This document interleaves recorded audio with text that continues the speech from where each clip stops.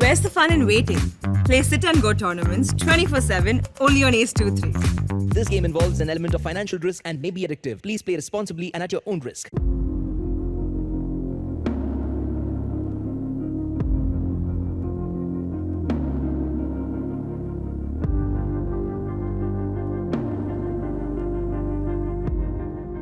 देश में corona virus के केस लगातार बढ़ते जा रहे हैं।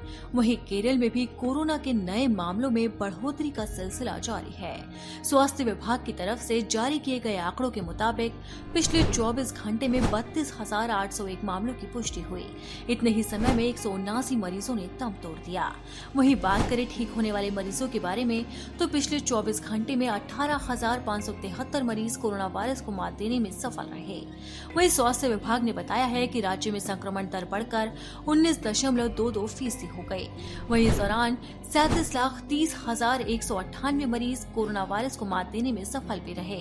अब बात करें मृतकों की संख्या के बारे में तो राज्य में अब तक 20,313 मरीजों की मौत हुई। अब सिलसिलेवार तरीके से जाने कि पिछले एक हफ्ते में कोरोना मामलों में कैसे उतार चढ़ाव का दौर आया तो गुरुवार को ये संख्या 30,007 थी, जबकि बुधवार को ये आंकड़ा बढ़ा हुआ था और राज्य में 31,445 केसों की पुष्टि हुई।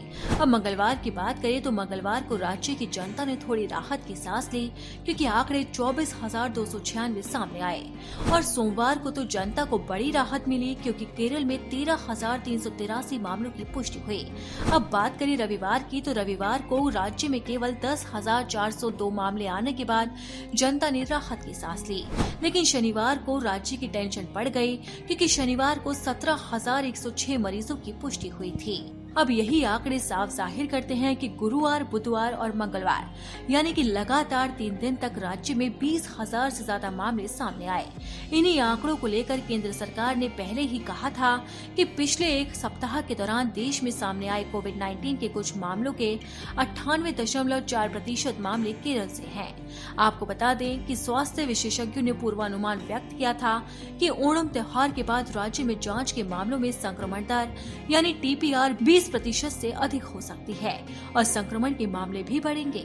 वहीं केरल में बकरीद त्योहार के बाद 27 जुलाई से कोरोना के 15,000 के आसपास या उससे अधिक नए मामले सामने आ रहे हैं। बकरीद के दौरान सरकार ने कुछ दिनों के लिए कोविड संबंधी पाबंदियों में ढील दी थी।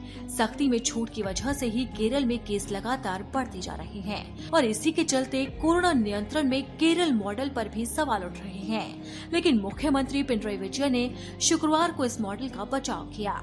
उन्होंने कहा कि अगर कोविड-19 के प्रबंधन में केरल मॉडल विफल है तो फिर हमें कौन सा मॉडल अपनाना चाहिए। केरल में ऑक्सीजन की कमी से किसी की मौत नहीं हुई। हर व्यक्ति को चिकित्सीय सहायता और मेडिकल बेड उपलब्ध कराया गया है। अब सीएम पिनरई विजयन तो अपनी सरकार का बचाव कर रहे हैं, लेकिन सवाल ये उठता है कि आखिर देश में मामले क्यों बढ़ रहे हैं? क्या केरल ही है कोरोना का हॉटस्पॉट? आखिर कैसे केरल में कम होंगे कोरोना के मामले?